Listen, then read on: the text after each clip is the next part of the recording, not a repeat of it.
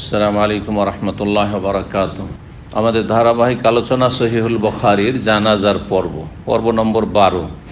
ইমাম বুখারী রাহিমাহুল্লাহর জানাজার পর্বের অধ্যায় নম্বর 68, হাদিস নম্বর 1339।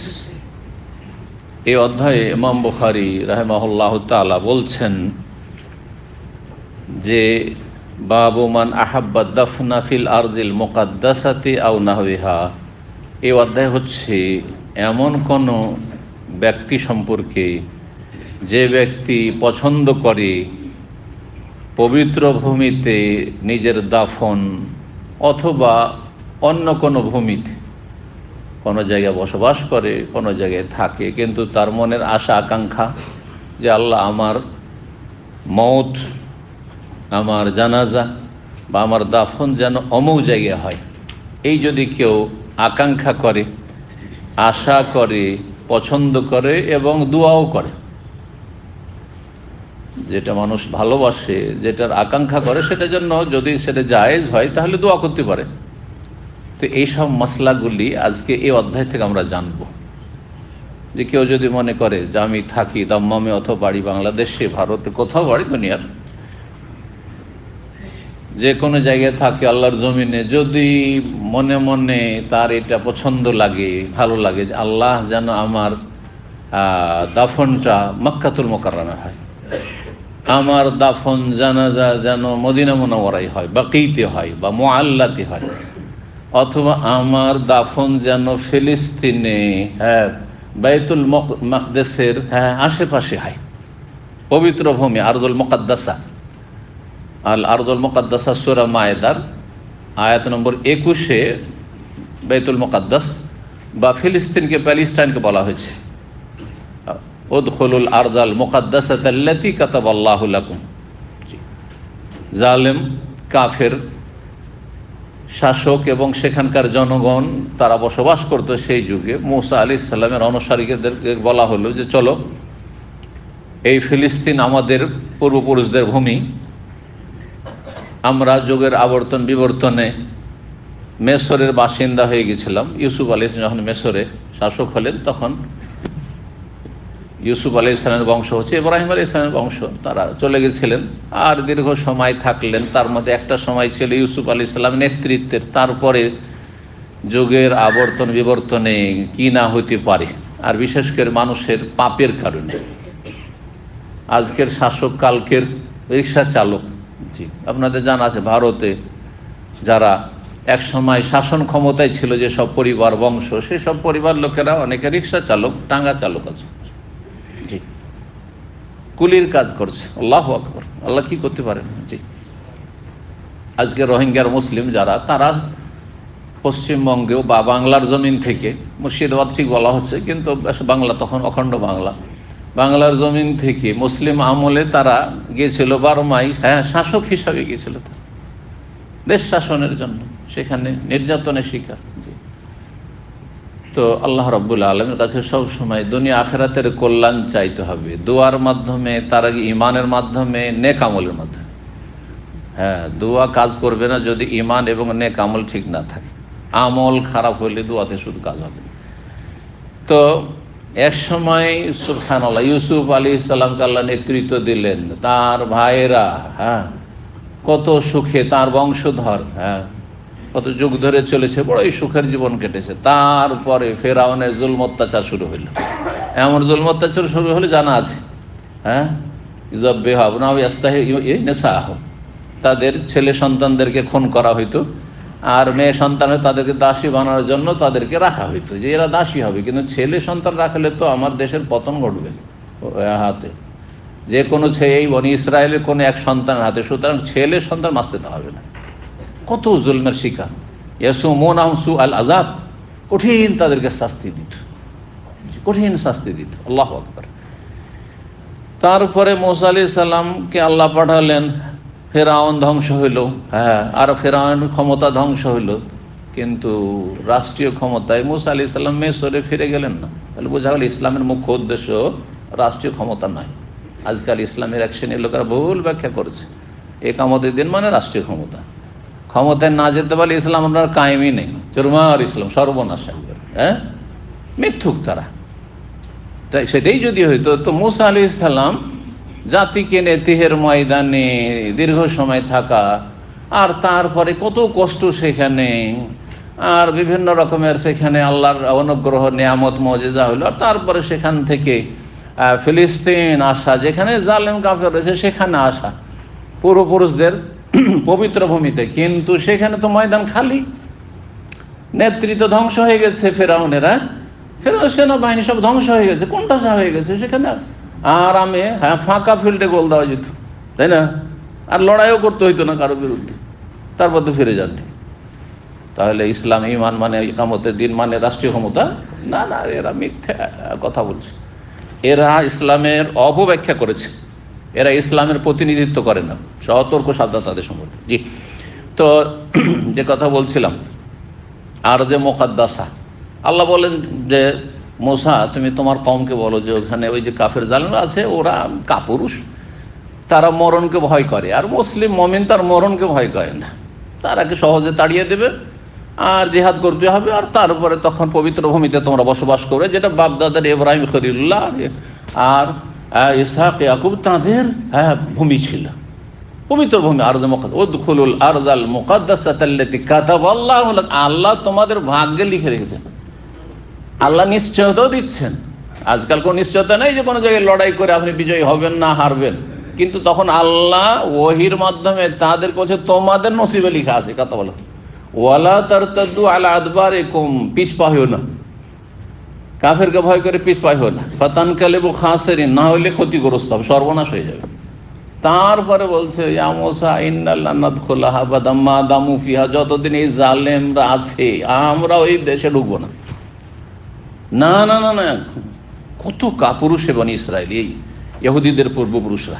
জি, তারাই যদি সেই যুগে নবী বেঁচে থাকতে যদি এইরকম হয়, হ্যাঁ, এত খারাপ হয়, তাহলে তারপরে কত খারাপ হয়েছে এরা। এই জন্য ইহুদি আল্লাহর জমিনে সবচেয়ে নিকৃষ্ট, মগজুব, গজব প্রাপ্ত আল্লাহর। জি, আল্লাহর গজব তাদের উপর হচ্ছে, এই জন্য তাদের অস্তিত্ব কোথাও নেই।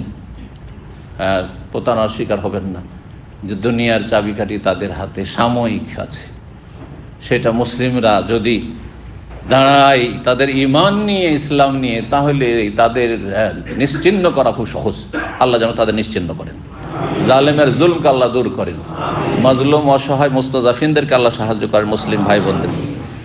তো আরদে মুকাদ্দাসা এখানে বলা হচ্ছে, তাহলে এখানে আরদে মুকাদ্দাসা নিয়ে এসছেন। কেউ কেউ ব্যাখ্যা করেন আরদে মুকাদ্দাসা মানে কেউ যদি আশা আকাঙ্ক্ষা করে যে আল্লাহ আমার মরণটা বা দাফনটা যেন ফিলিস্তিনে হয়, কিন্তু আরজে মুকাদ্দাসার শাব্দিক অর্থ সেটা নাই, সেটা কোরআনের সেই ভাষাটি সেইখানে প্রয়োগ হয়েছে। কিন্তু আরজে মুকাদ্দাসা মানে পবিত্র ভূমি, তো পবিত্র ভূমি ফিলিস্তিনের চাইতে বেশি মক্কা আর মদিনা মুনাওয়ারা, তারপরে 3 নম্বরে ফিলিস্তিন, বাইতুল মুকাদ্দাস। বাইতুল মাকদিস বা বাইতুল মুকাদ্দাস হচ্ছে তৃতীয় স্তরে, এই জন্য সালাতের ফজিলতের ক্ষেত্রে 3 নম্বর রয়েছে বাইতুল মুকাদ্দাস। জি, তো কেউ যদি পবিত্র ভূমিতে দাফন পছন্দ করে তখন দোয়াও করতে পারে যে আল্লাহ আমার যেন অমুক জায়গায় মরণ হয়। আর নাহইহা বলে ইমাম বুখারী ইস্তেমবাদ করছেন যে যদি মক্কায় মরণের আকাঙ্ক্ষা করা বা দাফনের আকাঙ্ক্ষা করা যায়, মদিনায় করা যেতে পারে, ফিলিস্তিনে করা যেতে পারে, তো আপনি যদি মনে আল্লাহ যেন আমার জন্মভূমি, আমার গ্রামে, আমার মায়ের পাশে, আমার বাবার পাশে দাফন হয়, যদি ধরেন মাসলা জায়েজ নয়, জায়েজ। বাস করেন অমুসলিম দেশে অনেক প্রবাসী আছে অথবা প্রবাসে আছেন, আল্লাহ যেন আমার এই দাম্মামে মরণ না হয়ে, আমার এই দুবাই মরণ না হয়ে, বাহরাইনে মরণ না হয়ে, বা আমেরিকা ইউরোপে যারা থাকে ওই সব জায়গায় মরণ না হয়ে, ওখানে দাফন যেন না হয়ে, আমার মরণটা যেন, অথবা শহরে থাকেন ঢাকা শহরে, আল্লাহ এখানে আমি মরণ চাই, আমার মরণটা যেন আমার গ্রামের বাড়িতে, আমার দাফনটা। এই দোয়া যদি করে, এটা পছন্দ করে, সুতরাং দোয়া করে, তো জায়েজ কিনা? জায়েজ, জায়েজ। তবে মুসলিম দেশে সুযোগ আছে, আর কাফের দেশে মরণের আকাঙ্ক্ষা করবে যদি এমনটা হয়, এটা জায়েজ না। যে আপনি মুসলিম দেশ বাদ দিয়া বলবেন কাফের দেশে, হ্যাঁ, সেখানে যেন মরণটা হয়, না, এটা একজন মুসলিম করবে না, তার সেটা ঈমান আর দিনদারি পরিচয় নাই। 1339 নম্বর হাদিসের দলিল রয়েছে হাদিস বর্ণনা করেছেন আবু হুরায়রা রাদিয়াল্লাহু তাআলা আনহু, বলছেন তিনি যে উরসিলা মালাকুল মউত ইলা মূসা আলাইহিস সালাম, মালাকুল মউতকে মূসা আলাইহিস সালামের কাছে পাঠানো হলো। রাসূলুল্লাহ সাল্লাল্লাহু আলাইহি ওয়াসাল্লামের হাদিস এটি।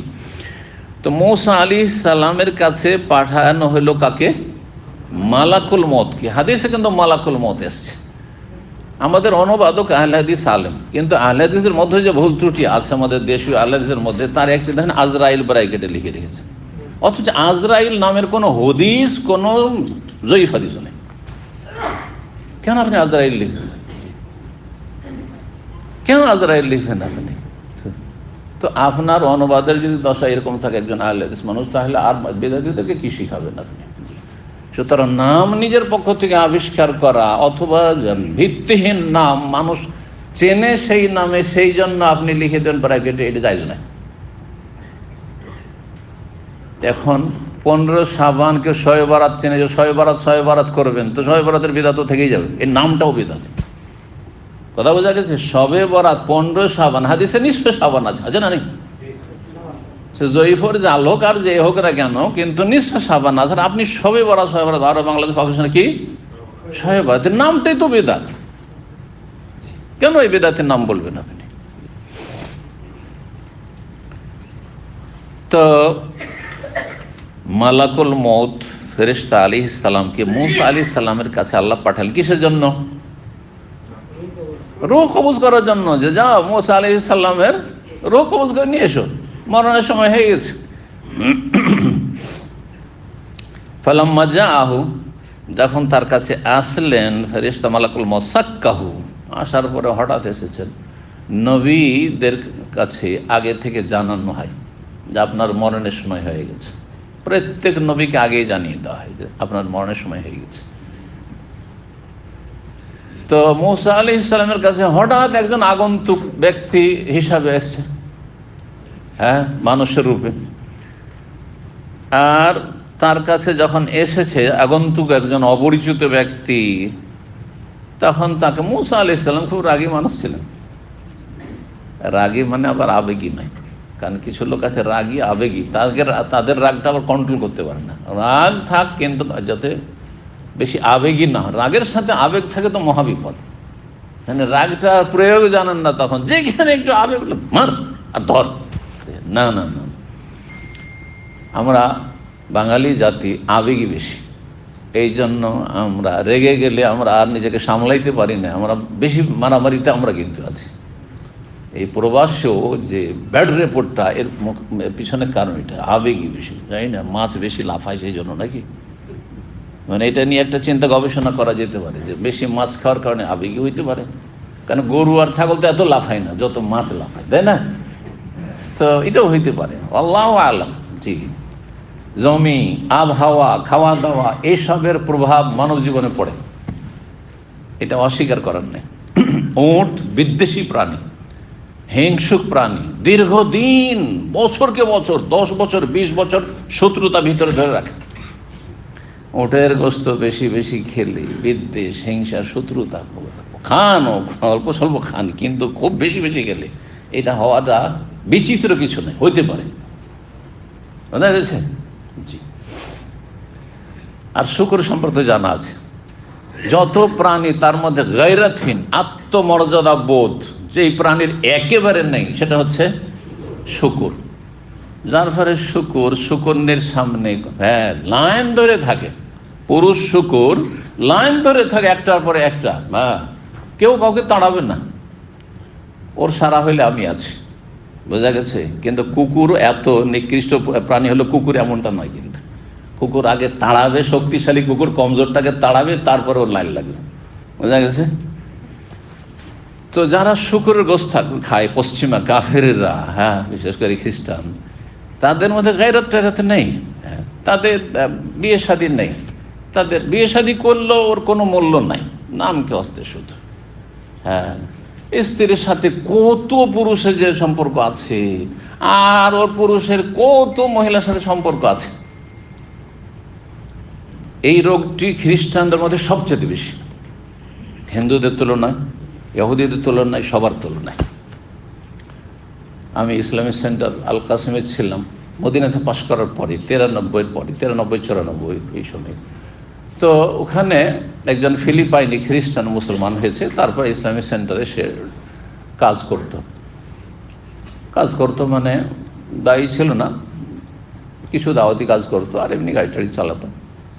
তো সে বলছে যে আমি ইসলাম কবুলের আগে এত খারাপ ছিলাম সরাসরি, মানে কোনো সনদে আর কোনো সিলসিলা নেই, সরাসরি আমার কাছে বয়ান করছে সে, এত খারাপ ছিলাম যে আমার স্ত্রী হচ্ছে 51 নম্বর, 51, আমার স্ত্রী হচ্ছে 51, তার আগে 50টি নারীর সাথে আমার অবৈধ হয়ে জেনা সম্পর্ক ছিল। নাউযুবিল্লাহ। তাদের লাইফটা তাহলে কেমন চিন্তা করবো, লাইফ স্টাইলটা। আর মদখোর ছিলাম, পানির মদ, তারা মদ খায়। তো অথচ তারা প্রাচ্যের খ্রিস্টান, ফিলিপাইনে, মানে পশ্চিমা দেশের নয়, খালি পশ্চিমা দেশের দোষ দিবেন না, খ্রিস্টান যদি পূর্বের হয় তবু তাদের মধ্যে ওই পশ্চিমা রব আছে। জি। তো ইসলাম কবুল সৌদি আরবে করেছে, আর তারপরে একটু ভালো মুসলিম হয়ে গেছে, মদ ছেড়েছে, জেনা ছেড়েছে। তার স্ত্রী বলছে যে তুমি যে রোনাল্ডো ছিলে সে রোনাল্ডো তো তুমি না, তুমি তো অন্য কোনো লোক এসছো মনে হচ্ছে সৌদি আরব থেকে। তোমাকে যেই স্বামী হিসাবে, হাজব্যান্ড হিসাবে পাঠিয়েছিলাম আমি বিদেশে, সেই লোক তো তোমাকে দেখছি না। কেন? বলছি তোমার পুরোটাই পরিবর্তন, তোমার শুধু রূপ চেহারাটা ওই রকম আছে, কিন্তু তুমি সেই লোক না, তুমি কারণ তুমি মদে ডুবে থাকতে, তুমি আমাকে মারধর জুলম অত্যাচার করতে, নির্যাতন করতে, আর তুমি লুচ্চামি করতে, এখন কিছুই নেই তোমার, ওইসব কিছুই নেই তোমার। সুবহানাল্লাহ। ইসলাম কিভাবে মানব জীবনে বিপ্লব নিয়ে আসে, পরিবর্তন নিয়ে আসে, এটা ইসলাম দ্বারাই সম্ভব। এই জন্য ইসলাম একমাত্র আল্লাহর স্বীকৃত দিন, আর কোনো দিন যে মানুষের দুনিয়া আখিরাতে শান্তি নেই, সংশোধন নেই। জি।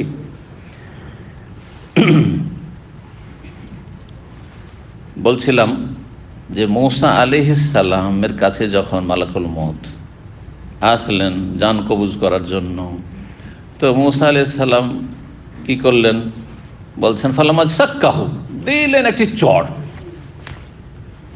একটা থাপ্পড় একবার। ফারাজা ইলা রাব্বিহি, মালাকুল মউত আল্লাহর কাছে ফিরে গেলেন। আমাদের সামনে মালাকুল মউত আসলে তো মানুষের রূপে আসবে না, আর হাতের নাগালে নেই, দেখতেও পাচ্ছেন না, আর দেখতে পেলেও আপনি কিছু করতেও পারবেন না। কিন্তু মূসা আলাইহিস সালাম আল্লাহ রসুল, তার বিষয়টি ভিন্ন।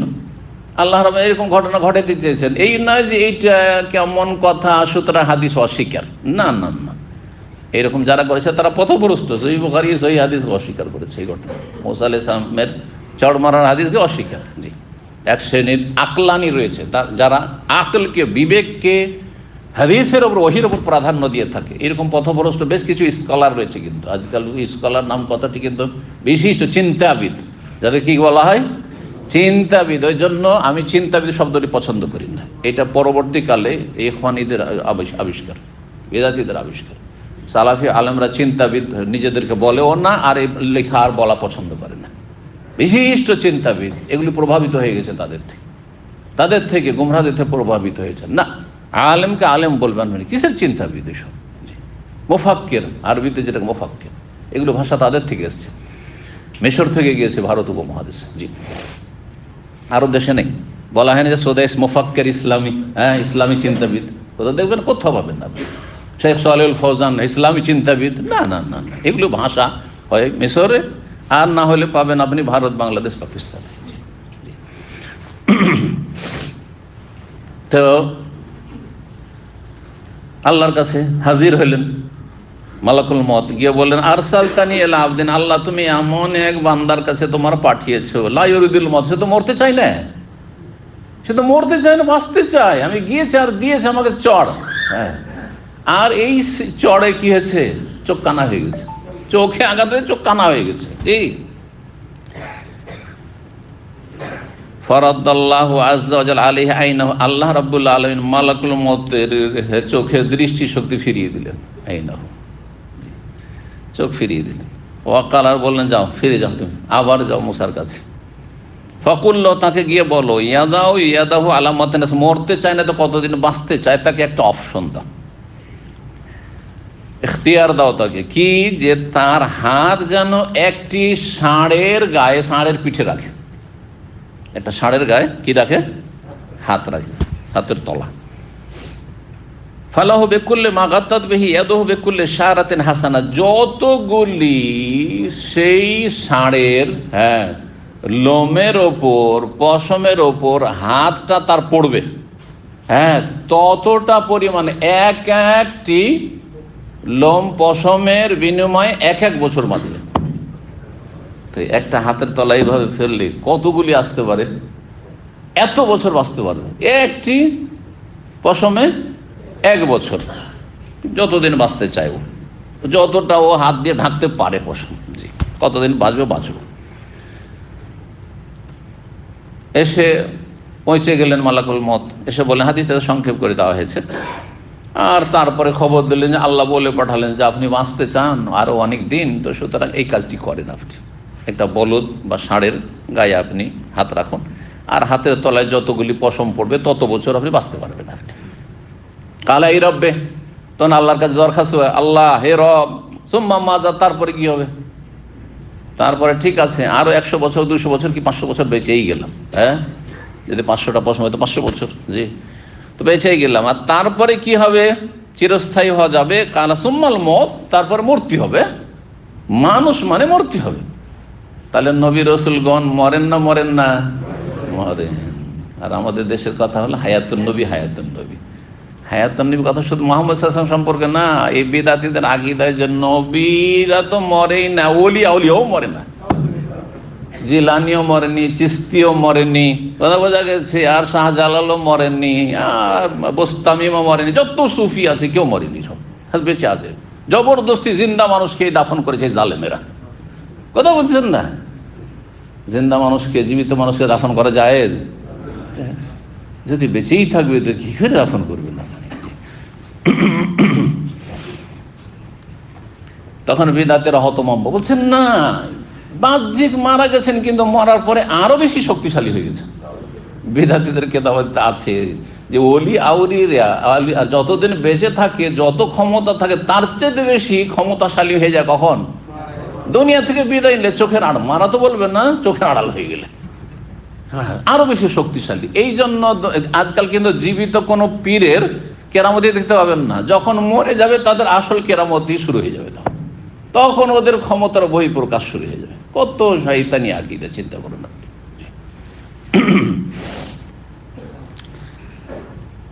তারপরে কি হবে? আল্লাহ সুম্মাল মউত কালা ফাল আন, যদি মরতেই হয় 200 বছর, 400 বছর, 500 বছর বড় মরতেই হবে, তো এখনই, তাহলে এখনই আমরা যদি এই সুযোগ পেতাম, আচ্ছা ঠিক আছে বেঁচেই নি আরো 500 বছর, দেখেনি দাজ্জাল পর্যন্ত, ইয়াজুজ মাজুজ পর্যন্ত দেখেই নি কি হবে দুনিয়ার অবস্থা, তাই না?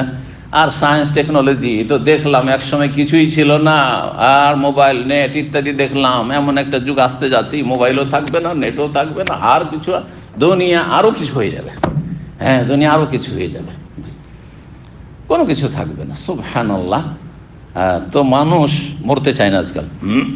মুসলিমরা যদি অবস্থা হয়, তাহলে কাফেরদের কি অবস্থা? এক্ষুনি তাহলে আল্লাহ ফাসাল আল্লাহ, তবে আল্লাহর কাছে মুসা আলাইহিস সালাম দোয়া করলেন যে আল্লাহ মরণ চলে এলো, তো আমি তো একটু দূরে আছি, আর আমি এখানে মরতে চাই না, এখানে যেন আমার দাফনটা না হয়, আমার দাফনটা যেন বাইতুল মুকাদ্দাসের কাছাকাছি হয়, ফিলিস্তিনের পবিত্র ভূমি বাইতুল মুকাদ্দাসের কাছাকাছি হয়। ফাসাল আল্লাহ, আল্লাহর কাছে মুসা আলাইহিস সালাম দোয়া করলেন, তাহলে যেটা পছন্দ করেন সেটা আপনি দোয়া করবেন।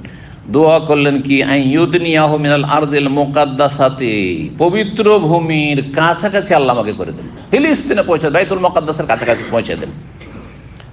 কত দূর? রামিয়াতাম বিহাজার, বাইতুল মুকাদ্দাস মসজিদ থেকে একটি পাথর ছড়লে যত দূরত্বে পাথরটি গিয়ে পড়ে, অত দূরে যেন আমার কবরটা হয়, ওখানে একেবারে কাছাকাছি যেন। এটা পাথর ছড়লে আর কত দূর যাবে? এখান থেকে এতটা দূরে, এত দূরে আমাকে পৌঁছে দেন, তারপরে মরণ হবে। কারণ আম্বিয়া রসুলগণ যেখানে মারা যান সেখানে দাফন করতে হয়, এটা হচ্ছে শরীয়তের বিধান আম্বিয়া রসুলগণের ক্ষেত্রে। এই জন্য প্রিয় নবী সাল্লাল্লাহু আলাইহি সাল্লাম ইন্তেকাল করেছেন মা আয়েশা রাদিয়াল্লাহু তাআলা আনহার হুজরায়ে মুবারাকায়, আর সেখানেই দাফন করা হয়েছে। তো দোয়া করলেন, দোয়া কবুল হলো। কালা রাসূলুল্লাহ সাল্লাল্লাহু আলাইহি ওয়াসাল্লাম বলছেন, ফালাউ কুনতু সাম্মা, আমি যদি সেখানে থাকতাম। সাম্মা আর সুম্মা, সুম্মা মানে অতঃপর, হারফে আতিফা, আর সাম্মা হচ্ছে ইসম জারফ, জারফ মানে স্থান, জারফ মাকান। সাম্মা ফাসাম্মা সেখানেই স্থান, যেমন হোনালিকা, হোনাকা, হা হোনা, এইখানে। তো ঠিক ওই রকমই হচ্ছে কি সাম্মা, জি, আমি যদি সেখানে থাকতাম, মানে আমি নবী সাল্লাল্লাহু আলাইহি ওয়াসাল্লাম মদিনা থেকে বলছেন যে আমি যদি বাইতুল মুকাদ্দাসে ফিলিস্তিনে থাকতাম, লা আরাইতুকুম কবরাহু, তাহলে মূসা আলাইহিস সালাম কবরটা আমি দেখিয়ে দিতে পারবো, চিহ্নিত করে এইখানে কবর আছে। তাহলে কবরের জায়গা নিশ্চিহ্ন হয়ে গেছিল, পরিচিত ছিল না, আমি দেখিয়ে দিতাম যে এই জায়গায় কবর আছে, কারণ নবী সাল্লাল্লাহু আলাইহি ওয়াসাল্লামের কাছে ওহী হয়।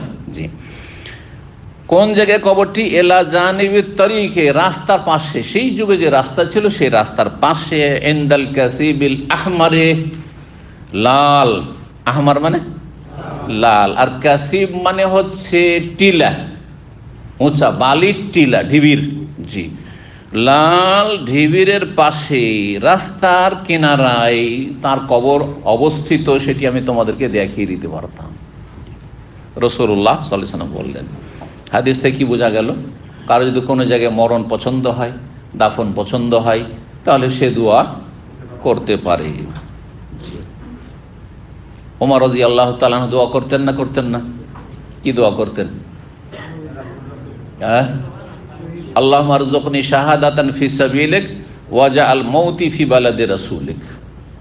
এই দোয়া ছিল ওমর রাদিয়াল্লাহু তাআলা খলিফা আমিরুল মুমিনিন। তিনি বলতেন, হে আল্লাহ, আমাকে তোমার রাস্তার শাহাদাত দান করো, যেন শহীদের মর্যাদা পায়, শহীদের মর্যাদা চাইতেন। ওয়াজআল মাউতি ফি বালাদি রাসূলিক, আর আমার মরণটি যেন তোমার রসুলের শহরে হয়। বালাদুর রসুল কোনটি? মদিনা মুনাওয়ারা। যেহেতু নবী সাল্লাল্লাহু আলাইহি ওয়াসাল্লাম মক্কা ছেড়ে হিজরত করে মদিনাতে বসবাস শুরু করেছেন, সেখানে ইন্তেকাল করেছেন, এবং মদিনা আসার পরে বলছেন, মক্কায় যদি আমাকে ডাকেও আমি কোনোদিন মক্কা ফিরে যাব না। আম্বিয়া রসুলদের কথা, হিজরত করে চলে আসলে আর সেখান থেকে ফিরে যান না, আমি কখনো যাব না। জি, আনসারদের সাথে নবী সাল্লাল্লাহু আলাইহি ওয়াসাল্লাম এই কথাই বলে ওয়াদা করেছিলেন যে আমি কখনো ফিরে যাব না। জি,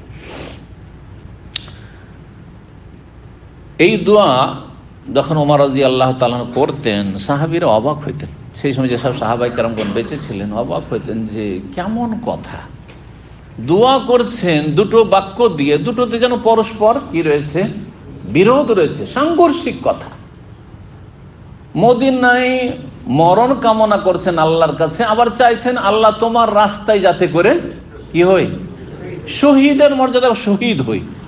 মদিনা দারুল ইসলাম হয়ে গেছে, এইখানে কাফেরদের কোনো ক্ষমতা নেই, আর কাফেররা এখানে আক্রমণ করবে এটা আমরা কল্পনাও করতে পারি না। এখন ইসলাম শক্তিশালী, মুসলিম মুজাহিদিন গিয়ে আপনার পারস্য দেশ, পারস্য সাম্রাজ্য সেই শক্তিশালী দেশ, সেটা বিজয় সেখানে বিজয় হাসিল করলো। তারপরে এদিকে শাম দেশে রোমান শক্তিকে চূর্ণ বিচ্ছিন্ন করলো, আর তারপরে তিনি দোয়া করছেন আল্লাহ তোমার রাস্তায় যেন শহীদ হইতে পারি, আর মদিনায় যেন মরণ আমি পাই, মারা যাই। এই দুটো দোয়াতে সাংঘর্ষিক মনে হচ্ছে না? মদিনা আবার কি করে কাফেরদের বিরুদ্ধে যুদ্ধ যদি না হয়, কাফের হাতে খুন না হলে তো শহীদ না, বুঝতে পারছেন? সাধারণত এটা জিহাদ ফি সাবিলিল্লাহ যেটা।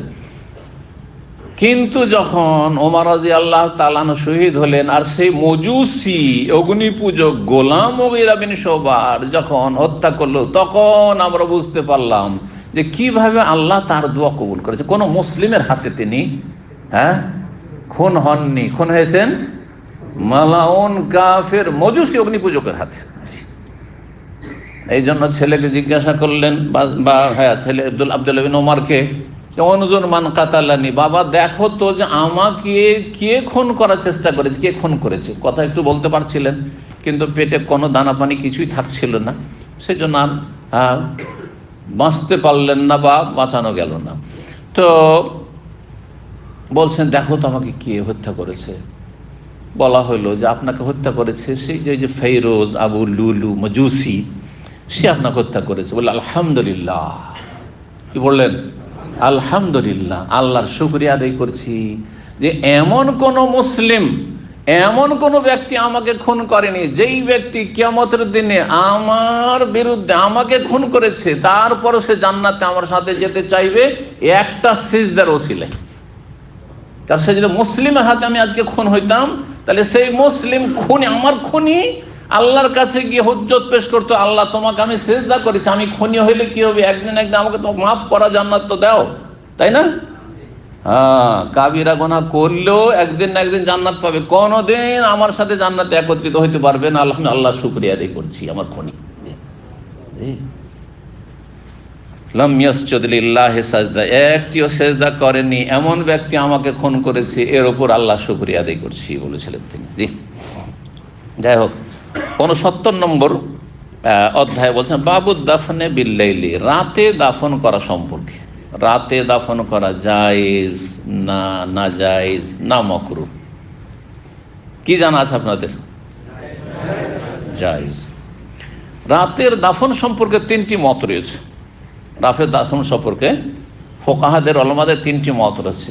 অধিকাংশ ওলামাদের মত যে রাতে দাফন জায়েজ যদি তাতে মাইয়েতের যেসব অধিকার রয়েছে, হক রয়েছে, তাতে কোনো ত্রুটি না হয়ে যায়। রাতে দাফন করতে গিয়ে মাইয়েতের যে হক রয়েছে আমাদের ওপর, তাতে যদি ঘাটতি ত্রুটি হয়ে যায় তাহলে তখন আপত্তিকর।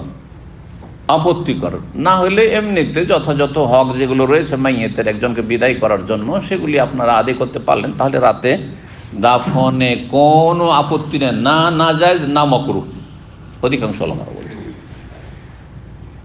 আর এক দল বলছেন যে মাইয়েতের দাফন হচ্ছে হারাম, রাত্রে মাইয়েতের দাফন রাত্রে হচ্ছে হারাম।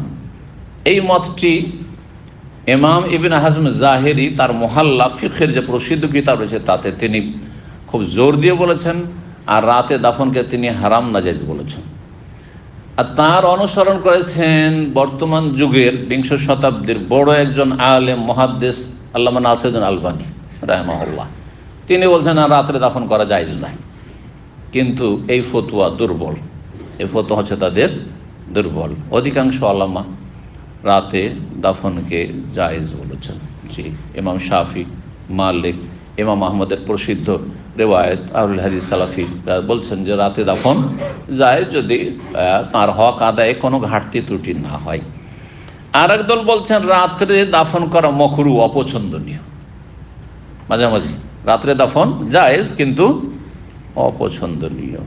জি, তো হানাফি মাযহাবে এই মতটিকে প্রাধান্য দেওয়া হয়েছে, কিন্তু এই দুটো মতের তুলনায় যে মতটি বললাম যে হক যদি ঠিক করে আদায় করে দেন তাহলে রাতে দাফনে কোনো আপত্তিও নেই, অপছন্দনীয় নয়, আর নাজায়েজও নয়।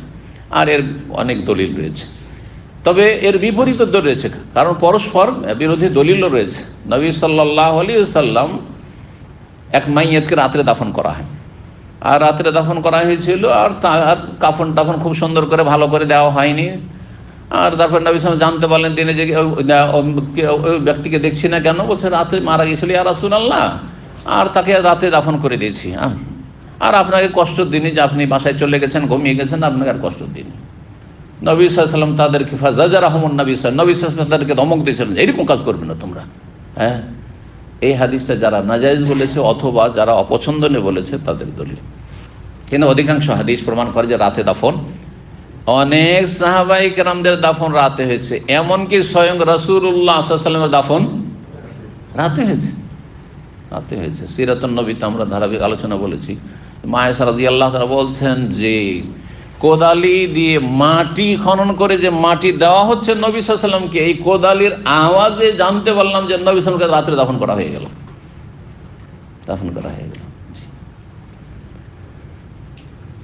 আবু বকর সিদ্দিক রাদিয়াল্লাহু তাআলা আনহুকে রাতে দাফন করা হয়েছে, ওসমান রাদিয়াল্লাহু তাআলাকে রাতে দাফন করা হয়েছে, আয়েশা রাদিয়াল্লাহু তাআলা আনহাকে রাতে দাফন করা হয়েছে, ফাতেমা রাদিয়াল্লাহু তাআলা আনহাকে তার স্বামী আলী রাদিয়াল্লাহু রাতে দাফন করেছেন।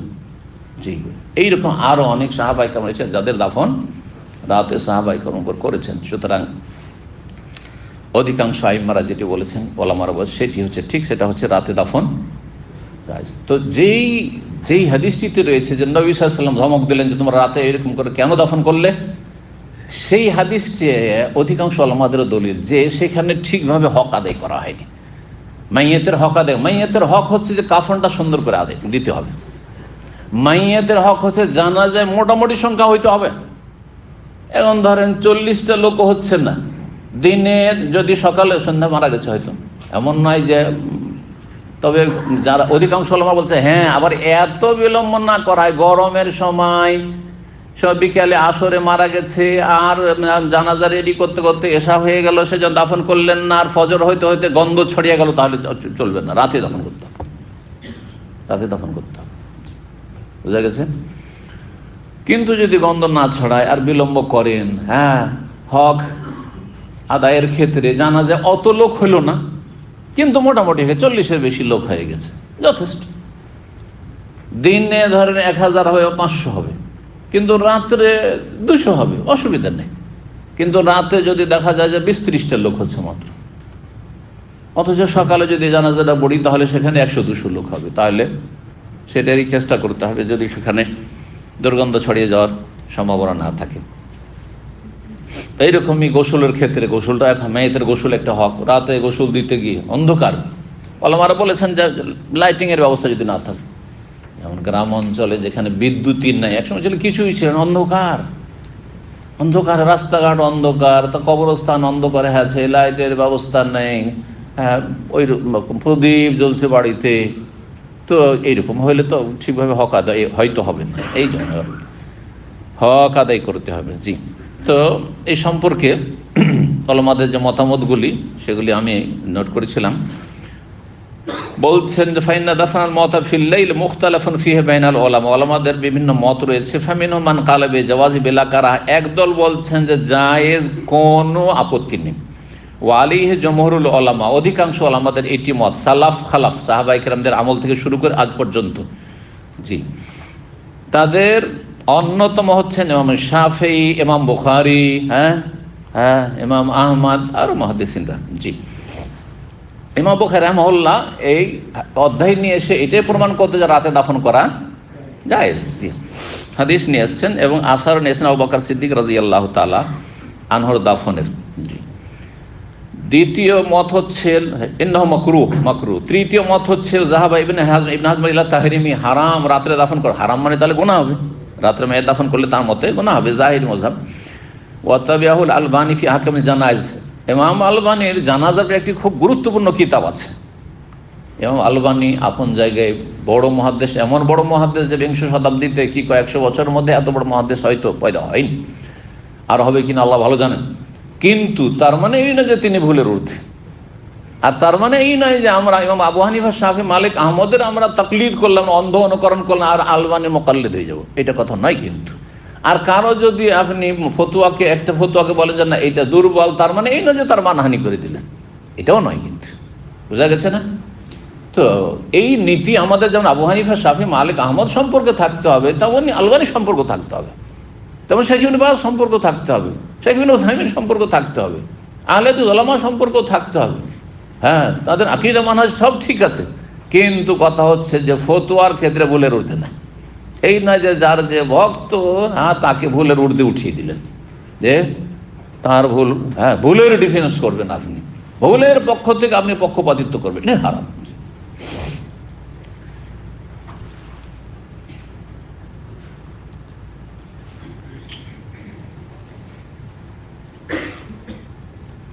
রাতে দাফন সম্পর্কে ইমাম আহমদ বলছেন লা বাসা বিহি, রাতে দাফন করলে কোনো অসুবিধা নেই। তারপরে বলছেন আবু বকর দফনা লাইলান, আবু বকরকে রাতে দাফন করা হয়েছে, আর ফাতেমা রাদিয়াল্লাহু তাআলা আনহাকে রাতে দাফন করেছেন আলী। আয়েশা রাদিয়াল্লাহু তাআলা আনহা বলছেন সামি'না সাওতাল মাসাই মিন আখিরিল লাইলি ফি দাফনিন নবী সাল্লাল্লাহু আলাইহি ওয়াসাল্লাম, নবী সাল্লাল্লাহু আলাইহি ওয়াসাল্লামের দাফন শেষ রাতে হচ্ছিল, সেই সময় জানতে পারলাম, পর্দার মধ্যে যেহেতু আছেন, কখন দাফন করছেন সাহাবীরা জানতে পারতেন না, ঘরের ভিতরে জানতে পারলাম কোদালের আওয়াজে। হ্যাঁ, মাটি খনন হচ্ছে আর পাশে, আমি পাশের রুমে শুয়ে বা ওই জেগে আছি, সেই অবস্থায় কোদালের আওয়াজ শুনে, কোদালির আওয়াজ শুনে আমি বুঝতে পারলাম। অমিমান দফেন আল্লাহ উসমান ও আয়েশা ইবনে মাসউদ, আব্দুল্লাহ ইবনে মাসউদের রাতে দাফন হয়েছে। এবং সাহাবী উকবা বিন আমের, প্রখ্যাত তাবেঈ সাঈদ বিন মুসাইয়্যিব, প্রখ্যাত তাবেঈ মক্কার মুহাদ্দিস এবং ফাকিহ আতা, ইমাম সৌরি, ইমাম শাফি, ইমাম ইসহাক সবাই জায়েজ বলেছেন। হাসান বসরি মাকরুহ বলেছেন, আর ইমাম আহমদের একটি রিওয়ায়াত মাকরুহ। জি।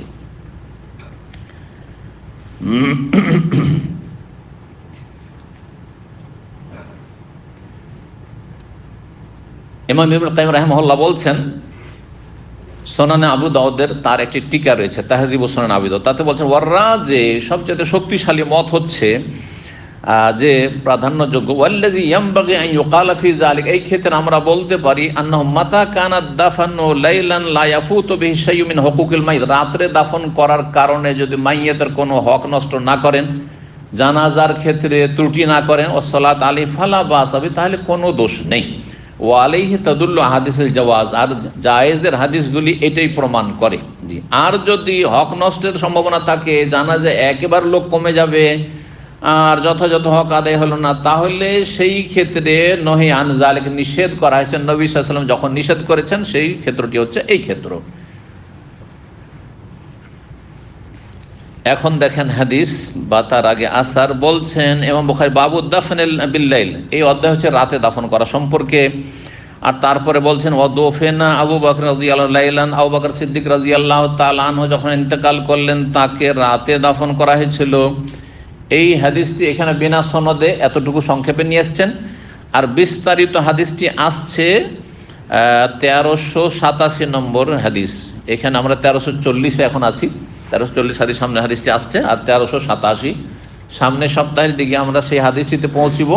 তাতে রয়েছে যে আবু বকর সিদ্দিক রাদিয়াল্লাহু তাআলা আনহুকে রাতে দাফন করা হয়েছিল, বিস্তারিত রয়েছে সহিহ বুখারী।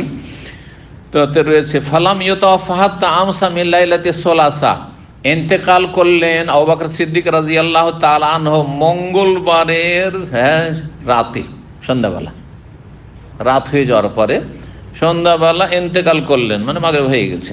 ওয়াদুফিনা কাবলা ইউসবিহা, আর ফজর হওয়ার আগে তাকে দাফন করা হলো, ভোর হওয়ার আগে তাকে দাফন করা হলো। এই হচ্ছে সহিহ বুখারীর হাদিসের শেষ অংশটুকু বললাম, যে হাদিসটি আসছে।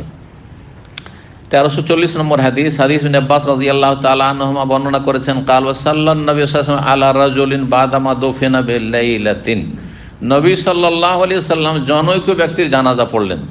বাদামা দুফিনা বিলাইলা, তাকে গত রাতে দাফন করে দেওয়া হয়েছিল। এই ঘটনা বিভিন্ন ভাষায় এর আগে এসেছে। কামা হুয়া ও আসহাবু, নবী সাল্লাল্লাহু আলাইহি ওয়াসাল্লাম কবর সামনে করে জানাজা পড়লেন। কবর সামনে করে জানাজা পড়া, এটি একটা মাসলা যেই ক্ষেত্রে ইখতিলাফ রয়েছে। তো এই কথা একটু বলে দিই, কারণ যখন সমাজে যাবেন তখন এক শ্রেণীর আপনার মযহাবী আলেমরা বিরোধিতা করবে। কবর সামনে করে জানাজা রাসূলুল্লাহ সাল্লাল্লাহু আলাইহি ওয়াসাল্লাম পড়েছেন সাহাবা ইকরামদেরকে নিয়ে, এই হাদিসের বিরোধী হানাফি মযহাবে বলা হচ্ছে না, কবরে দাফন হয়ে গেলে আর জানাজা পড়া তাদের কাছে জায়েজ নাই। হতে পারে আবু হানিফার কাছে এই হাদিস পৌঁছেনি। জি, তখনকার যুগে হাদিসের সংকলন হয়নি, মানুষের কাছ থেকে মুখে মুখে হাদিস শুনতে হয়তো, হাদিসের চর্চা করার জন্য ছোটাছুটি করতে হতো।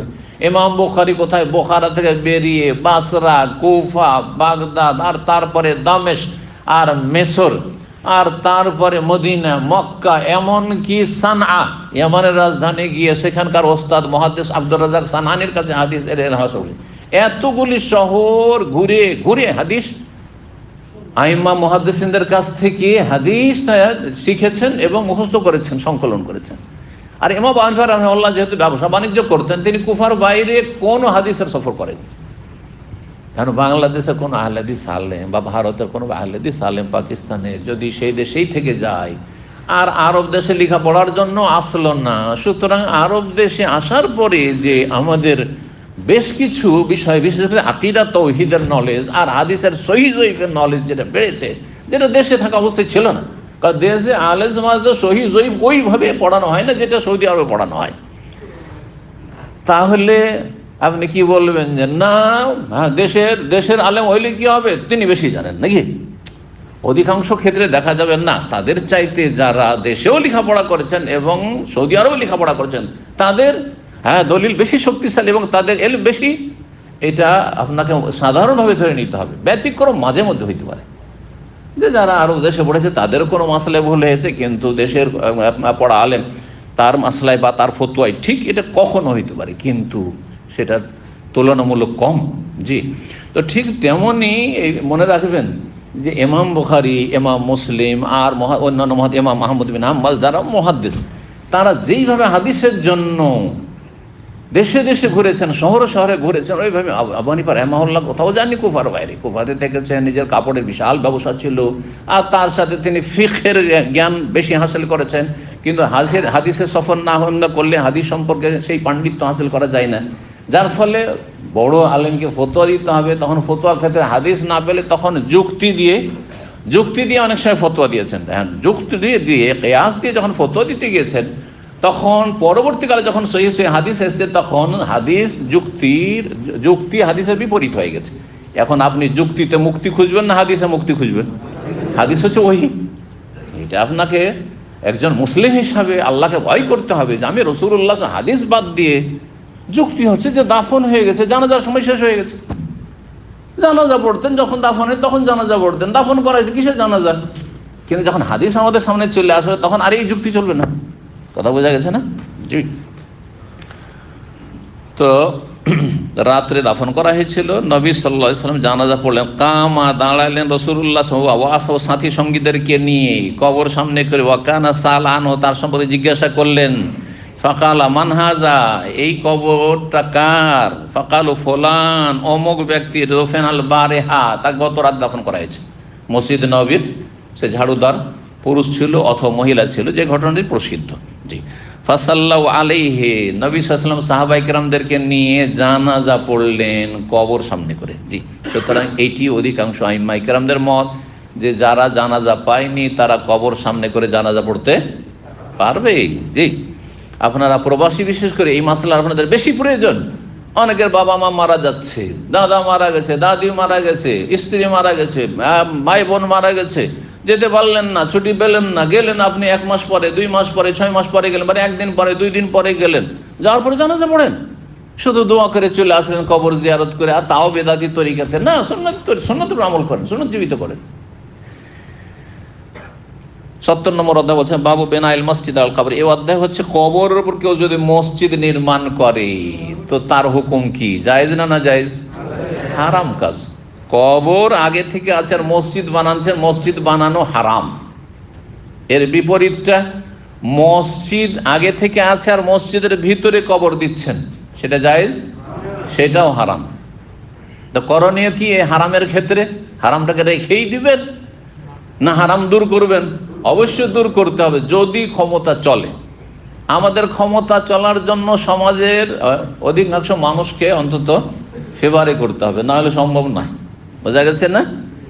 না হলে 2 পার্টি হয়ে গেল আর মারামারি শুরু হয়ে গেল। না, এটা করতে যাবেন না।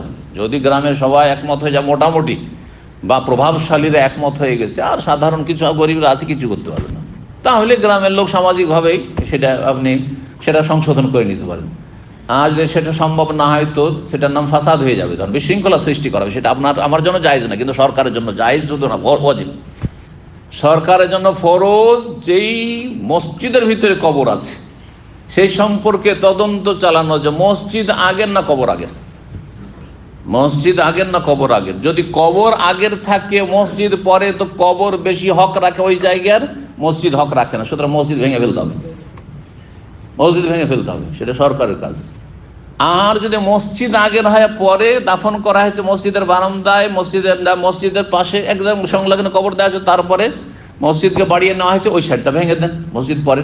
মসজিদ আগে থেকে যদি থেকে থাকে তো মসজিদ থাক, আর কবরটাই কি করতে হবে, সেখান থেকে খনন করে মাইয়েতের হাড়হাড্ডি যা কিছু থাকে সেগুলো উঠিয়ে কবরস্থানে দাফন করে দিবেন, আর ওই জায়গাটি একবারে সমতল করে দিয়ে একবারে সাফ করে দিয়ে মসজিদের অংশ সেটা হয়ে যাবে, আর কবর থাকলো না সেখানে, কবরের কোনো চিহ্নই থাকলো না। কিন্তু তা না করে সেই জায়গাটিকে একটু ঘিরে রেখে দিলেন। খুব বেশি যদি ভালো হয় কি করে জানেন, ওই জায়গাটাকে একটু ঘিরে রেখে দিল বা দিল আড় করে। তবলিগের সর্বপ্রথম মার্কাজ কোথায় জানেন? হ্যাঁ, নিজামউদ্দিন। জি, ভারতে নিজামউদ্দিন, আর পাকিস্তানে হচ্ছে রায়ওয়ান্ড, আর বাংলাদেশে হচ্ছে কাকরাই। জি, কাকরাই। ভারতের নিজামউদ্দিন থেকে প্রথম মাওলানা ইলিয়াসের, হ্যাঁ, এই চিল্লার তবলিগ, হ্যাঁ, ইলিয়াসি তবলিগ শুরু হয়েছে। ইসলামের তবলিগ মদিনা থেকে শুরু হয়েছে, হ্যাঁ, মদিনা বরং মক্কা থেকে শুরু হয়েছে, আর তারপরে মদিনা এসে সেটা পূর্ণতা লাভ করেছে রাসূলুল্লাহ জীবদ্দশায়। আর ইলিয়াসি তবলিগ যেটি প্রচলিত চিল্লাওয়ালা তবলিগ, সেটি ভারতের নিজামুদ্দিন থেকে শুরু হয়েছে। জি, নিজামুদ্দিনে আমি অনেকবারই গিয়েছি।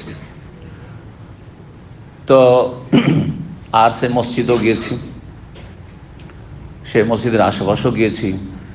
এক সময় যখন আমি যখন এই নিজামুদ্দিন দেখি, সেটা ছিল 1988 বা 89 মদিনা আসলাম। 88 কাগজপত্র পাঠাবার জন্য যখন আসলাম, প্রথম গিয়ে বিভিন্ন জায়গায়, নতুন জায়গায়, যেহেতু দিল্লি জীবনে প্রথম এসেছি, তো দেখলাম নিজামুদ্দিনে গেলাম।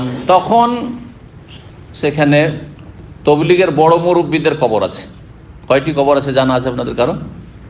সম্ভবত 4টি কবর আছে, আমার যতটা, অনেক দিনের কথা, 4টি কবর আছে। সেই কবরগুলি এতটা পরিমাণ শুধু ইঁট দিয়ে ঘেরা আছে ওই জায়গাটুকু, এতটা পরিমাণ, একটা ইঁট ধরেন আড়াআড়িভাবে রাখা আছে, যা বোঝা যাচ্ছে যে এই জায়গাটাতে কবর আছে।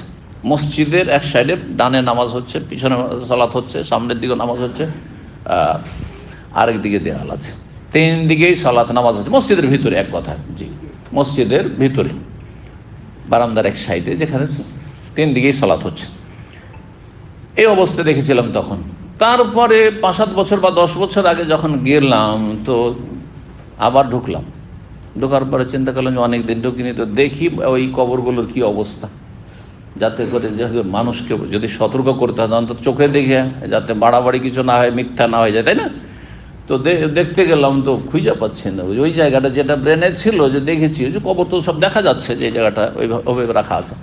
কবরের ফের নামাজ হয় না, কিন্তু তার পাশেই একদম সালাত হচ্ছে 3 দিকে। আর খুঁজে পাচ্ছি না। তখন আমার সাথে যে ছিল, আরে কবরগুলি কোথায়, ওকে জিজ্ঞেস করছি। ও থাকে দিল্লিতে, থাকে, ছেলে কেউ ছিল সাথে। তো বলে এই যে কবর এখন মানুষ সমান করে ঘিরে দেওয়া হয়েছে, এতটা পরিমাণ দেয়াল দিয়ে ঘিরে দেওয়া হয়েছে, কিন্তু সেটা মসজিদের অংশ আছে, 3 দিকে সালাত হচ্ছে। এইভাবে রেখে দেওয়া জায়েজ না? একেবারে হারাম। আর তারপরে এই কবরগুলি 500, 700, 1000 বছর আগেরও নয়। এই তো তবলিগ মুরব্বীদের, জি, সম্ভবত মৌলানা ইলিয়াসের একটা কবর আছে, আর 2-1 আছে, কার আছে, তাদের কবর, মানে প্রায় 100 বছরের ভিতরে এই কবরগুলি, 120 বছরের ভিতরে এই কবরগুলি। কত বড় হারাম কাজ! এর উপর লানত হয়েছে, লানতের হাদিস আসছে। হাদিস দেখুন,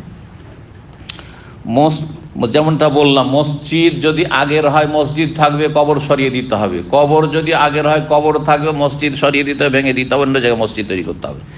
1341 নম্বর হাদিস মায়েশা রাদিয়াল্লাহু তাআলা আনহা বর্ণনা করে বলছেন, লাম্মা ইশতাকান নবী সাল্লাল্লাহু আলাইহি ওয়াসাল্লাম, নবী সাল্লাল্লাহু আলাইহি ওয়াসাল্লাম অসুস্থ হয়ে পড়লেন। যেই অসুস্থতায়, অন্তিম অসুস্থতা, হ্যাঁ, ইন্তেকালের পূর্বে যে অসুস্থ হলেন, সেই সময় জাকারাত বাদু নিসাইহি কানিসাতান রাআইনাহা বিআরদিল হাবাসাতে ইউকালু লাহা মারিয়া, তার কতিপয় বা জনৈক সহধর্মিনী, নবী সাল্লাল্লাহু আলাইহি ওয়াসাল্লামের জনৈক সহধর্মিনী এক গির্জার কথা উল্লেখ করলেন বা আলোচনা করলেন, রাআইনাহা, যা তারা দেখেছিলেন, হাবশা দেশে, আবেসিনিয়ায়, ইউকালু লাহা, যার নাম ছিল মারিয়া, মেরি। মারিয়াকে ইংলিশে কি বলা হয়? মেরি বলা হয়, জি। মারিয়াম ইসলামের পরিভাষায় মারিয়াম, বোঝা গেছে। আর সেটাকে আরব খ্রিস্টানরা মারিয়া বলে, আর আরবি ছাড়া ইংলিশে চলে গেলে, বাংলা চলে গেলে, সেটার নাম হয়ে গেল মেরি। জি, মেরি মারিয়াম, আর মেরি হচ্ছে মারিয়া। নবী সাল্লাল্লাহু আলাইহি ওয়াসাল্লামকে উপঢৌকন হিসাবে মিশরের রাজা যে মুকাউকিস দাসী পাঠিয়েছিল, সে দাসীর নাম কি ছিল? মারিয়া। হ্যাঁ, কারণ তারা খ্রিস্টান, মিশরের খ্রিস্টান ছিল। তো ওই মারিয়া, কারণ তারা যেহেতু আরবি ভাষা, তো আরবি ভাষায় মারিয়া বলা হয়, তো মারিয়া নাম রাখা যায়। নবী সাল্লাল্লাহু আলাইহি ওয়াসাল্লাম নাম বদলাননি, যেমন মারিয়াম, কোরআনে কারিমে মারিয়াম সেই শব্দটি রয়েছে। তো ভাষা পরিবর্তন হইলে উচ্চারণ পরিবর্তন হয়ে যায়। ইব্রাহিমে বিভিন্ন কিরাত আছে, আব্রাহামও আছে, আর ইংলিশে আব্রাহাম। মুসাকে মুজেস, ঈসা জিসাস, বুঝা গেছে, জি। তো মেরি ছিল, সেই গির্জার নাম কি ছিল? মেরি বা মারিয়া। ওয়াকানাত উম্মু সালামা উম্মে হাবিবা, তা উম্মে সালমার উম্মে হাবিবা এই দুইজন সহধর্মিণী নবী সাল্লাল্লাহু আলাইহি ওয়াসাল্লাম দুইজনই হিজরত করে গেছে। প্রথম হিজরত কোথায়? আবিসিনিয়া।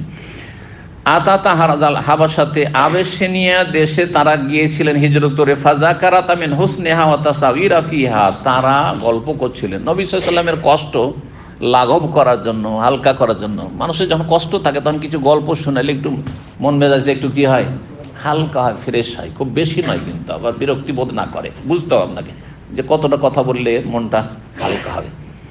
রোগী সবসময় একা যদি থাকে আর তার পাশে আপনজনরা কেউ উঠা বসা না করে, তো আরও বেশি রোগী হয়ে যাবে। আমার সবসময় যদি বসে থাকে তো সেটাও বিরক্তির কারণ, কষ্টের কারণ হয়ে যাবে। এই বিষয়গুলি কিন্তু আমাদের বোঝা উচিত। তো দুইজনেই আলোচনা করলেন সেই গির্জার সৌন্দর্যের কথা, চাকচিক্যের কথা, আর সেখানে ছবি অঙ্কন করা, তাসাবির, তসবিরের বহুবচন, ছবি অঙ্কন করা, দেয়ালে দেয়ালে ছবি অঙ্কন করা আছে প্রাচীন যুগের যারা নেক লোক, সৎ লোক তাদের। ফারাফা রাসাহু, নবী সাল্লাল্লাহু আলাইহি ওয়াসাল্লাম এই গল্প শুনতেই একেবারে ক্ষীণ অবস্থায়, অসুস্থ অবস্থায় উঠে বসে গেলেন। কারণ বিষয়টি অত্যন্ত গুরুত্বপূর্ণ, তাওহীদ এবং শিরকের বিষয়, ইসলাম এবং কুফরের বিষয়। সুতরাং নবী সাল্লাল্লাহু আলাইহি ওয়াসাল্লাম উঠে বসে যায় প্রমাণ করে যে নবী সাল্লাল্লাহু আলাইহি ওয়াসাল্লামের দাওয়াতের মূল বিষয় ছিল তাওহীদ, আল্লাহর একত্ব, এবং শিরককে নির্মূল করা, নিশ্চিহ্ন করা আল্লাহর জমিন থেকে। ফাকালা, বললেন, উলাইকা ইযা মাতা মিনহুম রাজুলুস সালেহ, এরা এমন লোক ছিল যে তাদের মধ্যে কোন নেক লোক, আল্লাহর কোন ওলি যদি মারা যেত, বানাও আলা কবরিহি মসজিদান, তার কবর উপর তারা মসজিদ বানিয়ে নিত, উপাসনালয় বানিয়ে নিত, আর সেখানে সিজদা করত। এক রকমের শিরক। দুই রকমের শিরক কিন্তু প্রাচীন যুগে ছিল। এই হাদিসটা প্রমাণ করে যে মানব সমাজে দুই রকমের শিরক হয়েছে, দাঁড় করে পূজা করা, না হলে শুয়ে দিয়ে পূজা করা। বুঝতে পারছেন? শুয়ে দিয়ে পূজা করা হচ্ছে মাজার পূজা, কবর পূজা, আর দাঁড় করে পূজা হচ্ছে মূর্তি প্রতিমা পূজা। দুটোর কথা এখানে রয়েছে। বানাও আলা কবরিহি মসজিদান, তাদের কবর মসজিদ বানিয়ে নিত, মানে সেই কবরগুলিকে পাকা করে তারপরে সিজদা করছে, মানে গায়রুল্লাহকে সিজদা করছে, ওলিয়া উলিয়াকে সিজদা করতো। এইভাবে শিরকের সূত্রপাত হয়েছে। আর এক রকম আছে সুম্মা সাওয়ারু ফিহি তিলকা সুওয়ার, আর তাতে তাদের এই সেই আপনার উপাসনালয়ে, তাদের গির্জাগুলিতে, তাদের যে মন্দিরগুলিতে কি করেছে, যারা গিয়েছেন ওগুলোতে এইরকমই। হ্যাঁ, বৌদ্ধদেবের মন্দিরে আমি দেখেছি, বৌদ্ধদেব মূর্তি পূজার বিরোধী ছিলেন।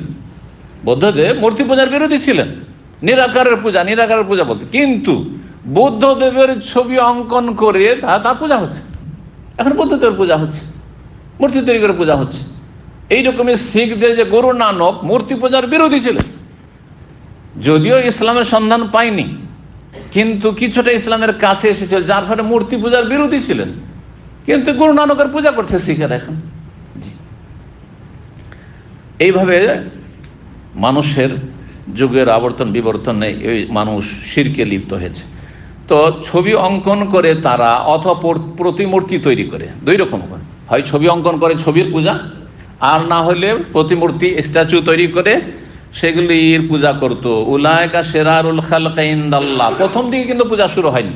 প্রথম দিকে কি হয়েছে, যে এরা আল্লাহর ওলি আউলিয়া ছিল, নেক বান্দা ছিল, আর তারা আল্লাহ রাব্বুল আলামিনের খুব ইবাদতবন্দি করত। আমরা তো ওই পর্যায়ে পৌঁছিতে পারবো না, কিন্তু তাদের যদি ছবিগুলি আমরা সামনে রাখি, ছবি অঙ্কন করি, অথবা প্রতিমূর্তিগুলি সামনে রাখি, আর আল্লাহর ইবাদত করি, তো আমরা ইবাদতে বেশি মনোযোগী হইতে পারবো। মনোযোগী হয়ে এক জেনারেশন তো এরকমই চললো, আল্লাহরই ইবাদত করতো, কিন্তু ছবি অঙ্কন করে রেখেছে বাড়াবাড়ি। তারপরে আগামী জেনারেশন যখন আসলো, শয়তান এসে বললো যে তোমরা বোকা মূর্খ, তোমাদের বাপদাদা পূর্বপুরুষরা কিন্তু এগুলিকে ডাকতো, এগুলিকে ডাকলে এরা আল্লাহর কাছে পৌঁছে দিত। দাদা বোঝা গেছে? তারপরে মূর্তি পূজা শুরু হলো, তারপরে মাজার পূজা শুরু হয়ে গেল খ্রিস্টানদের ভিতরে, ইহুদিদের ভিতরে। এইভাবে যে প্রাচীন যুগে এই শিরকের সূত্রপাত হয়েছে। উলাইকা শিরারুল খালকি ইনদাল্লাহ, এরাই হচ্ছে আল্লাহর কাছে নিকৃষ্ট, সবচেয়ে নিকৃষ্ট। সুবহানাল্লাহ, সমস্ত সৃষ্টি নিকৃষ্ট হচ্ছে কারা? যারা শিরক করে। হ্যাঁ, যারা শিরক করে, সেটা মূর্তি তৈরি করে সিজদা করুক, শিরক করুক, অথবা দাফন করে সে সেজদা করুক, শিরিক করুক। যারা শিরিক করে তারা সৃষ্টির নিকৃষ্ট, আল্লাহ বুঝার তৌফিক দান করুন। এবং আল্লাহ রাব্বুল আলামিন ভালো সৃষ্টি হওয়ার প্রমাণ দেওয়ার তৌফিক দান করুন লা ইলাহা ইল্লাল্লাহর প্রতিষ্ঠার মাধ্যমে, তৌহিদের মাধ্যমে। আল্লাহ রাব্বুল আলামিন আমাদের সকলের হেফাজত করুন। আজকে হাদিস বেশি আমরা আলোচনা করতে পারলাম না, আর সময়ের স্বল্পতা। তবে একটি হাদিস বা একটি অধ্যায় আমরা পড়িনি, যেহেতু সময় কিছুটা আছে। ৭১ নম্বর অধ্যায়, বাবু মাইয়াদখুলু কবরাল মারআ। এই অধ্যায় হচ্ছে মহিলা মানুষের কবরে কে প্রবেশ করবে। মহিলা মানুষ যদি মারা যায় তাহলে তার কবরে কে প্রবেশ করে? মহিলা তার যাবে না, কারণ কবরস্থানে তো মহিলা যাওয়া জায়েজ নয়।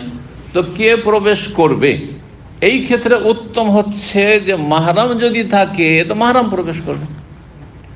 আর মাহরামদের মধ্যে স্বামী বেশি হক রাখে। যদি স্বামীর মধ্যে কোনো বাধা না থাকে তো স্বামী কবরে নামবে। একা সম্ভব নাই, তাহলে স্বামীর সাথে সে মহিলার বাবা থাকলে বাবা যদি নামতে পারে নামবে, না হলে ভাই নামবে, না হয় ছেলে থাকলে ছেলে নামবে। এক কথায় যাদের সাথে স্থায়ীভাবে বিয়ে হারাম, এটা বেশি ভালো। কিন্তু যদি মাহরাম না থাকে অথবা আছে কিন্তু মাহরাম ছাড়া অন্য কেউ যদি কবরে নামে তো জায়েজ কি না? জায়েজ, সেটাই প্রমাণ করতে চেয়েছেন ইমাম বুখারী বলে এই হাদিসটি নিয়েছেন। বলছেন বাবু মাইয়াদখুলু কবরাল মারআত। এই অধ্যায় হচ্ছে মহিলার কবরে কে প্রবেশ করবে, মানে নামবে, নেমে মাইয়াতকে রাখবে। 1342 নম্বর হাদিস আনাস রাদিয়াল্লাহু তাআলা আনহু বর্ণনা করছেন, কালা শাহিদনা বিনতা রাসূলিল্লাহ সাল্লাল্লাহু আলাইহি ওয়াসাল্লাম। রাসূলুল্লাহ সাল্লাল্লাহু আলাইহি ওয়াসাল্লামের কন্যা উম্মে কুলসুম রাদিয়াল্লাহু তাআলা আনহার জানাজে আমরা উপস্থিত হয়েছিলাম। এর আগে এই হাদিস সম্পর্কে আলোচনা করতে গিয়ে বলেছি যে তিনি ছিলেন কে? উম্মে কুলসুম। নবী সাল্লাল্লাহু আলাইহি ওয়াসাল্লামের জীবদ্দশায় কয়জন মেয়ে মারা গেছেন? 3 জন। জাইনাব মারা গেছেন, কিন্তু জাইনাব আবুল আস বিন রাবির স্ত্রী। আর রোকাইয়া মারা গেছেন যখন বদর যুদ্ধের সফরে ছিলেন। নবী সাল্লাল্লাহু আলাইহি ওয়াসাল্লাম ফিরে আসলেন তো দেখছেন যে এখন দাফন করা হয়ে গেল। নবী সাল্লাল্লাহু ফিরে আসছেন, দাফন করা হয়ে গেল। ওসমান রাদিয়াল্লাহু তাআলা আনহুকে রেখে গেছিলেন, তুমি যেও না, আমাদের সাথে যেও না, কারণ আমার মেয়ে খুব অসুস্থ হয়ে রয়েছে, সিরিয়াস, কখন মারা যেতে পারে, আমিও চলে যাব, তুমিও চলে যাবে, এটা ঠিক হবে না, থাকো। খুব আক্ষেপ করছিলেন যে আমি প্রথম জেহাদে শরীক হতে পারলাম না। নবী সাল্লাল্লাহু বললেন যে তুমি সমস্ত জেহাদের গনিমতে ওই মুজাহিদিনদের মতো শরীক হবে, আর নেকি তো তুমি শরীক হবে, কারণ তুমি যেন আমাদের সাথে শরীক রয়েছে, তোমাকে আমি রাখছি, আমি এখানে তোমাকে রাখছি স্থলাভিষিক্ত করে। জি, তো এই জন্য তিনি যেতে পারেননি। তো রোকায়া রাদিয়াল্লাহু তাআলা মারা গেলেন 2য় হিজরিতে, আর তারপরে 8ম হিজরির দিকে মারা গিয়েছিলেন উম্মে কুলসুম রাদিয়াল্লাহু তাআলা। তিনি কার স্ত্রী ছিলেন? ওসমান রাজি 2য় মেয়েও দিয়েছিলেন নবী সাল্লাল্লাহু আলাইহি ওয়াসাল্লাম। যখন তিনিও মারা গেলেন বললে যে যদি আমার কাছে 3য় মেয়ে থাকতো তাহলে ওসমানকে আমি দিতাম। তাহলে কত ভালো মানুষ ওসমান রাদিয়াল্লাহু তাআলা ছিলেন, চিন্তা করুন। তো বলছেন রাসূলুল্লাহ সাল্লাল্লাহু আলাইহি ওয়াসাল্লামের কন্যা মারা গেছেন উম্মে কুলসুম, বলতে চাইছেন তার জানাজে হাজির হয়েছিলাম। আনাস বলছেন ওয়া রাসূলুল্লাহ সাল্লাল্লাহু আলাইহি ওয়াসাল্লাম আল কবর, রাসূলুল্লাহ সাল্লাল্লাহু আলাইহি ওয়াসাল্লাম কবরের পাশে বসেছিলেন। বাপ আছেন, নিজে নামলেন না, কিন্তু তার জরুরি নয় যে বাপকে নামতে হবে, মাহরামকে নামতে হবে, নিজে নামলেন না। ফারাআইতু আইনাইহি তাদমান, দেখলাম যে তার 2 চক্ষু দিয়ে অশ্রুধারা প্রবাহিত, কান্না করছেন, চোখ দিয়ে ঝরঝর করে পানি প্রবাহিত হচ্ছে। ফাকালা, তারপরে বলে হাল ফিকুম মিন আহাদিন লাম ইউকারিফিল লাইলা, তোমাদের মধ্যে এমন কেউ আছে যে আজকে রাতে স্ত্রী সহবাস করেনি? এটি হচ্ছে প্রসিদ্ধ অর্থ। শুধু ইবনুল মুবারক বর্ণনা করেছেন ফলাই থেকে, তিনি অন্য একটি ব্যাখ্যা নিয়েছেন, সেটা পরে বলছি। যেই ব্যক্তি, এমন কোন ব্যক্তি আছে আজকের মজলিসে এই কবরস্থানে যেই ব্যক্তি রাতে স্ত্রী সহবাস করেনি? ফাকাল আবু তালহা আনসারী, উম্মে সুলাইমের স্বামী, আনাসের মায়ের স্বামী। জি, তো বললেন যে আনা ইয়া রাসূলুল্লাহ, আমি আজকে রাতে স্ত্রী সহবাস করি না। নবী জিজ্ঞেস করছেন, বলতে হবে। কালা ফানজিল ফি কবরিহা, তুমি কবরে নামো, এই কথা বললেন রাসূলুল্লাহ সাল্লাল্লাহু আলাইহি ওয়াসাল্লাম। কালা ফানাজালা ফি কবরিহা, কবরে নামলে। আবু তালহা আনসারী আর উম্মে কুলসুম হচ্ছে মুহাজিরা, সুতরাং আত্মীয়তার রক্তের কোনো সম্পর্ক না, মাহরাম নয়, গায়ের মাহরাম। তো গায়ের মাহরাম নামা জায়েজ, তাহলে এটি প্রমাণ করলেন ইমাম বুখারী রাহিমাহুল্লাহ। ফাকাবারাহা, তারপরে তিনি দাফন করলেন, মানে কবরে নামিয়ে, আর তারপরে তখন দাফন করে অন্যরাও শরীক হলেন তাতে। জি। কালা ইবনে মুবারক, ইমাম আব্দুল্লাহ ইবনে মুবারক বলছেন, কালা ফুলাই, বর্ণনাকারী ফুলাই বিন সুলাইমান যে রয়েছেন ইমাম বুখারীর ওস্তাদের ওস্তাদ, তিনি বলছেন যে আরাহু, আমার মত হচ্ছে যে ইয়ানি জাম্ব, নবী সাল্লাল্লাহু আলাইহি ওয়াসাল্লাম যে বলেছেন যে তোমাদের মধ্যে এমন কেউ আছে লাম ইউকারিফিল লাইলা, কারাফা ইউকারিফু, কারাফা মানে সহবাস হয়, আর কারাফা মানে গুনাহ করা হয়।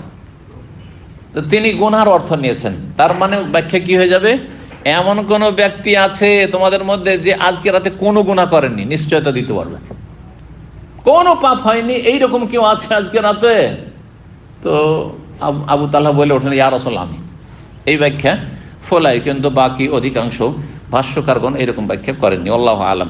আর তারপরে ইমাম বুখারী রাহিমাহুল্লাহর একটি ভালো অভ্যাস হচ্ছে, যদি কোন একটি শব্দ হাদিসে আসে আর সেই শব্দ বা সেই শব্দের ধাতু থেকে, মাদ্দা থেকে কোন একটি শব্দ কোরআনে কারিম এসছে, তখন কোরআনের সে আয়াতের বা শব্দের তাফসীর করা আরম্ভ করেন। এইখানেও তাই করছেন। কোরআনে কারিম সূরা আনামের আয়াত 113-তে রয়েছে লিয়াকতারিফু, মানে লিয়াকতাসিবু। হ্যাঁ, ইকতিরাফু জাম মানে গুনার কর্ম করা, লিয়াকতারিফু অর্থাৎ অর্থাৎ কোন পাপ করা, পাপের ক্ষেত্রে বেশি কথাটি ব্যবহার হয়। লিয়াকতারিফু, যাতে করে তারা, এই পাপীরা গুনহায় লিপ্ত হয়, এই অর্থ সেখানে রয়েছে। এই ইখতিরাফ থেকে হচ্ছে লাম ইউকারিফিল্লাহ ইল্লাহ, তো শব্দটি কারাফা, কাফ রা ফা সেখানেও রয়েছে, আর ইখতারিফুতেও কাফ রা ফা মাদ্দা রয়েছে, এটা দেখাতে চাইছেন। তো এখন রহস্য কি, যে নবী সাল্লাল্লাহু আলাইহি সাল্লাম জামাইকে, উসমান আছে, উসমানকে নামতে বললেন, যাই উসমান তুমি নামো, হ্যাঁ, যেহেতু তোমার স্ত্রী। নিজেও নামলেন না কবরে, আর বললেন এমন কোনো ব্যক্তি আছে যে রাতে সহবাস করেনি। কেউ কেউ এখান থেকে বলেছেন যে যেই ব্যক্তি সহবাস করেনি কাছাকাছি সময়, সেই ব্যক্তির কবরে নামা বেশি ভালো। এদিকে কেউ সুন্নাত মুস্তাহাব হিসাবে ধরে নিয়েছেন, এইরকমই হাদিসকে বাহ্যিক এর অর্থ সামনে রেখে। কিন্তু রহস্য আছে একটি, ভাষ্যকাররা উল্লেখ করেছেন, সেটি হচ্ছে যে নবী সাল্লাল্লাহু আলাইহি ওয়াসাল্লামের মেয়ে খুব অসুস্থ ছিলেন। স্ত্রী অসুস্থ অবস্থায় স্বামী অন্য আরো স্ত্রী অথবা দাসী, তার দাসী ছিল, উসমান রাদিয়াল্লাহু তাআলা আনহুর দাসী ছিল, তার সাথে রাতে সহবাস করেছেন। এই জিনিসটাতে একটু মনও কষ্ট হয়েছে নবী সাল্লাল্লাহু আলাইহি ওয়াসাল্লামের, যে আমার মেয়ে অসুস্থ, তুমি তার পরিচর্যায় থাকলে না, রাত্রে মারা যাচ্ছে একেবারে শেষ অবস্থায়, আর তুমি দাসীর সাথে তুমি দাসী সম্ভোগ করছো। হ্যাঁ, তো এটা সমীচীন নাই তোমার জন্য, যদিও জায়েজ শরীয়তে কোনো অসুবিধা নেই। একাধিক কারো স্ত্রী যদি থাকে, আর আপনার স্ত্রী সিরিয়ায় অসুস্থ আছে, আপনার সহবাসের প্রয়োজন, সহবাস করবেন না, জায়েজ আছে, জায়েজ, অত কোনো অসুবিধা নেই। কিন্তু একটু মনোকষ্ট, যে তোমার তো উচিত ছিল একটু আমার মেয়ের পরিচর্যা করা, তাকে সময় দেওয়া, তার পাশে বসে থাকা, তার সাথে একটু অন্তর্ভুক্ত কথা বলা, তার মায়া করা, তো তুমি সহবাসে লিপ্ত হয়েছে। এই জন্য নবী সাল্লাল্লাহু আলাইহি ওয়াসাল্লাম বললেন যে এমন এক ব্যক্তি আজকে কবরের নামে, যে ব্যক্তি সহবাস করেনি, আর যাতে ধরা পড়ে যায়। উসমান রাদিয়াল্লাহু তাআলা সাহস করে আর বলতে পারলেন না, কারণ যেহেতু সহবাস হয়েছে, নাহলে বলতেন যে আনা ইয়া রাসূলুল্লাহ, হ্যাঁ, বললেন না। তখন নবী সাল্লাল্লাহু আলাইহি ওয়াসাল্লাম বুঝতে পারলেন যে না, তাকে একটা যেন মিষ্টি শিক্ষা বুঝেন তো, মিষ্টি আদব শিখানো, তো মিষ্টি ভাষায় আদব শিখানো নবী সাল্লাল্লাহু আলাইহি ওয়াসাল্লাম যেন শিখালেন। এখানে আজকের আলোচনা শেষ করছি। ওয়া জাযাকুমুল্লাহ খায়র। আল্লাহ রাব্বুল আপনাদের ভালো করুন, আর আপনাদের আল্লাহ রাব্বুল দুনিয়া আখিরাতে সার্বিক কল্যাণ দান করুন, সমস্ত অনিষ্ট থেকে আল্লাহ হেফাজতে রাখুন। আমাদের কিছু ভাইয়েরা প্রায় মনে হয় 20 জনের মতো কাছাকাছি, বা 18-20 জন জুবাইল থেকে এসেছেন, মাশাআল্লাহ। তারা একটা বাস করে, জাযাকুমুল্লাহ খায়র, বিশেষ করে তাদের জন্য দোয়া করি, আল্লাহ তাদের জাযায়ে খায়র দান করেন। এত দূর থেকে এসেছেন, 80-90 কিলোমিটার, আর তাদের কদমে কদমে আল্লাহর অনেক নেকি যেন দান করেন, গুনাহ খাতা মাফ করেন, এবং এই এলেমের সফরে আল্লাহ যেন বরকত দান করেন। আর তারা বললেন, তাদের ভাইয়েরা ছিলেন কিছু আমার সাথে, যে তারা নিয়মিত আসার চেষ্টা করবেন এখানে, আল্লাহ যেন আরও বেশি তৌফিক দান করেন। যেখানে থাকি আমরা দিন শেখার যেন চেষ্টা করি, সঠিক উৎস থেকে, ভালো জায়গা থেকে, আল্লাহ যেন তৌফিক দান। জাযাকুমুল্লাহ খায়র। ওয়া সাল্লাল্লাহু সাল্লাম আলা নবিয়ানা মুহাম্মদ ওয়া আলা আলিহি ওয়া সাহবিহি আজমাইন।